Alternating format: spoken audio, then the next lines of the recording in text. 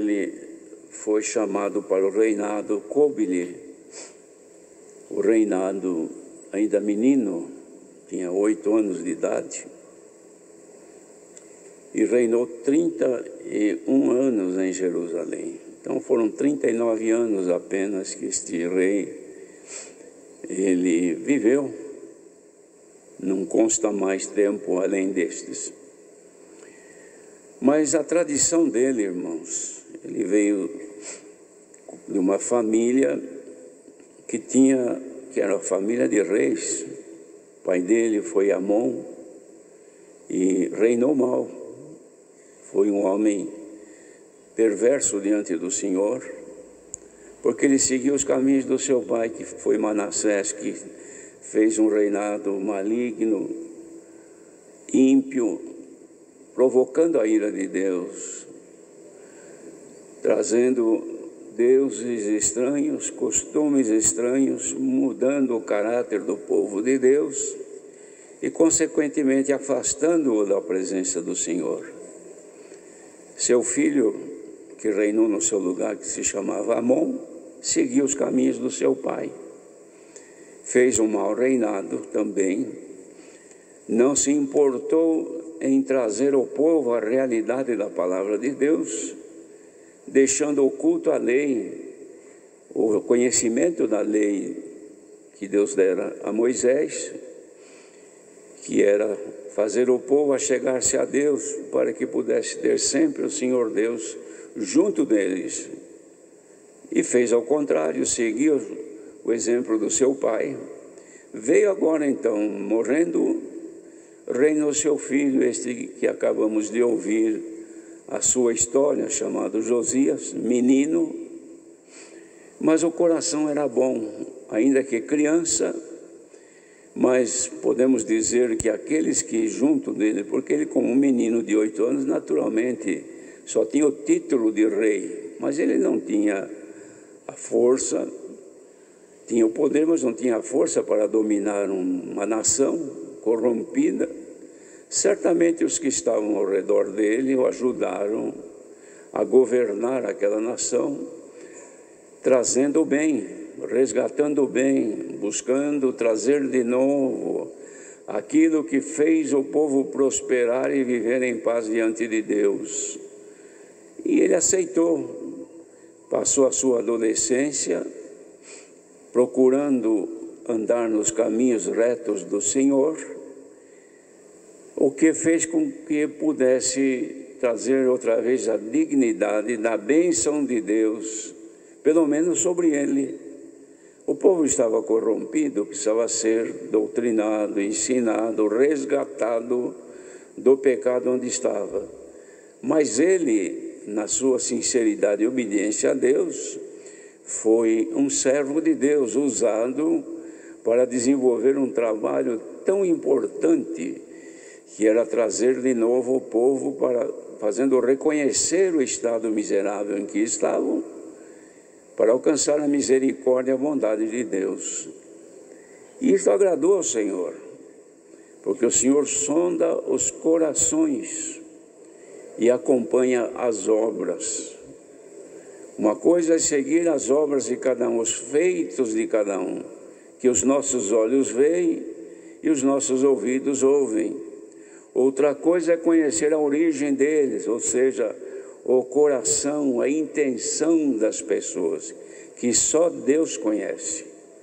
Nós podemos conhecer as pessoas e dizer até ou chegar a concluir a tendência da pessoa, por causa daquilo que a gente sabe, do que falam para nós, do que dizem respeito a uma determinada pessoa. Então podemos tecer comentários e juízos, mas o coração é o Senhor Deus que conhece. E Ele julga segundo o coração e a intenção das pessoas. Por isso, irmãos, que diante de Deus, ninguém pode se justificar. Querer justificar pelo bem que fez, pela obra que executou, e apresentar, olha, Senhor, o que eu fiz para aquela família. Olha, Senhor, o que eu fiz para aquele irmão. Olha o que eu fiz naquela congregação. Olha o trabalho que eu fiz na tua obra. Eu trabalhei de dia, de noite. perdi minha saúde, me desgastei, fazendo tanta coisa, Senhor. Agora eu preciso da tua misericórdia. É claro que Deus é benigno, é bom, mas não é só isso que representa quem nós somos. Porque o Senhor olha os trabalhos, mas olha também como é que esse trabalho aconteceu.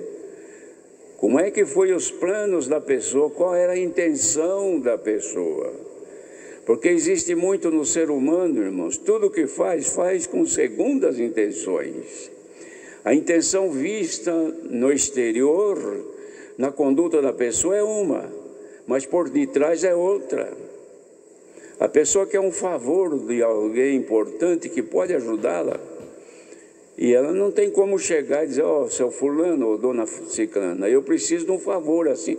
Não tem como chegar e obter. Então o que faz? Ela usa de artifícios, de astúcias, e começa a beneficiar a pessoa, vai agradando, fazendo bem, se prontificando a ajudar, até que ganha a amizade daquela pessoa e a confiança dela.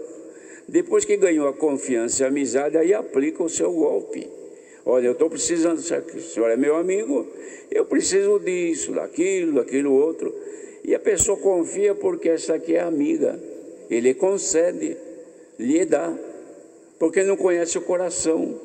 Ele não sabe que às vezes aquela pessoa fazia aquilo para querer depois o mal dela, que um dia pegar uma oportunidade e dar um golpe nela. Isso acontece diariamente no mundo. E no meio da Irmandade também não é diferente, acontece muito. Mas Deus não deixa se levar por isso. Não é porque fica querendo agradar ao Senhor da garganta para fora que o Senhor já atende. Não, irmão, o Senhor olha o que está gerando lá dentro. Qual é a intenção? Que espírito domina a pessoa? Bendito seja Deus. De modo, irmãos, que aqui esse é um exemplo de que Deus olhou este menino que tinha boas intenções e, consequentemente, na sua intenção de agradar a Deus, Deus abriu caminhos para ele. Por que Deus não deixou os outros anteriores? Seu pai, que foi morto num golpe que lhe aplicaram, por que não deixou seu pai achar o livro da lei, que estava escondido no templo? Porque ele não se dedicou em reformar o templo. Por que o seu avô Manassés não melhorou seus caminhos, não deixou a impiedade e encontrou o livro da lei que estava escondido no templo? Porque ele não se interessou em reformar o templo e conhecer o que tinha lá dentro. Se ele tivesse interesse, talvez um dia alguém chegasse e contasse, olha, aqui achei o livro da lei, olha, está aqui, está escrito assim, assim, assim, assim. Poderia até eventualmente cair no coração deste seu pai ou seu avô o temor de Deus e voltar e mudar os seus caminhos. Mas a intenção era maligna, os propósitos não eram bons. Então o Senhor podia abrir a porta para entrar no templo e conhecer o que estava escondido no templo, mas não deixou. Por quê? Porque a intenção e o propósito era maligno. Ele tinha poder, os seus avós, os seus antepassados, tinham poder, mas não tiveram a liberdade de Deus porque não tinham boa intenção. Por isso, queridos irmãos, sejam as nossas intenções oriundas de nosso coração as melhores. Não fazer bem com segundo plano, esperando recompensa terrena. Não faça nada nesta obra esperando que alguém veja e te elogie, que alguém veja e te exalte. Às vezes a pessoa quer um cargo ministerial, um cargo na obra de Deus, e ele acha, mas ninguém me conhece, ninguém me vê, pensando que a obra de Deus é